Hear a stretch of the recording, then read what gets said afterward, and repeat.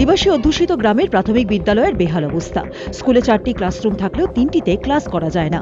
এক প্রকার বাধ্য হয়েই একটি রুমেই চলে সব শ্রেণীর পড়ুয়াদের ক্লাস।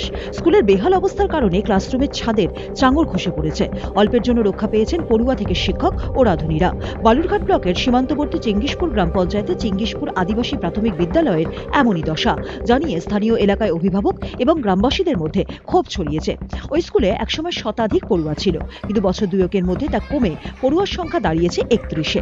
এদিকে 31 জন পড়ুয়া হলেও তার অর্ধেক পড়ুয়া এখন স্কুলে আসেন না নিয়মিত। একটি ঘরেই সব ক্লাস চলে, বাকি আর একটি ঘরে মিড ডে মিলের রান্না হয়। দীর্ঘদিন ভবনটি সংস্কার না করার ফলে যে কোনো সময় বড়সড় দুর্ঘটনা ঘটতে পারে বলে আশঙ্কা।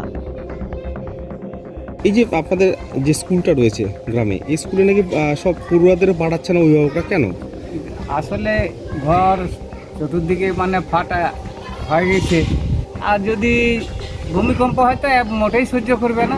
এমনি ঝড় বাতাসে কোন দিনে হয়তো পড়ে যেতে পারে, বলা যাচ্ছে না। আমাদের তো স্কুল ঘরটা ভেঙে গিয়েছে, একেবারে পড়ে যাচ্ছে উপর থেকে।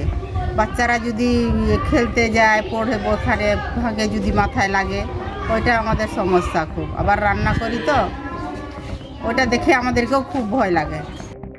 যদিও স্কুলের তরফে বিষয়টি ঊর্ধ্বতন কর্তৃপক্ষের কাছে একাধিকবার তুলে ধরা হয়েছে বলে জানিয়েছেন টিচার ইনচার্জ সুপথ চন্দ্র বর্মন।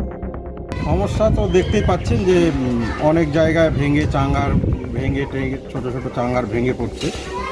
আর এটা আমরা কর্তৃপক্ষকে জানিয়েছি, ইঞ্জিনিয়ার এসে দেখে টেখে গেছে, হবে তো করছে, কিন্তু এমন একটা পরিস্থিতি যে কোনো মুহূর্তে দুর্ঘটনা ঘটলে তো অসুবিধায় যে কোনো মুহূর্তে দুর্ঘটনা ঘটতে পারে। এটাই আমরা আশঙ্কাজনক অবস্থাতেই আছি। এইভাবেই একটু টেনশন নিয়েই ক্লাসগুলো করতে হয় আমাদের। এদিকে পুরো বিষয়টি খতিয়ে দেখার আশ্বাস দিয়েছেন জেলা স্কুল পরিদর্শক সানি মিশ্র। বালুরঘাট থেকে রূপক সরকারের রিপোর্ট, উত্তরবঙ্গ সংবাদ।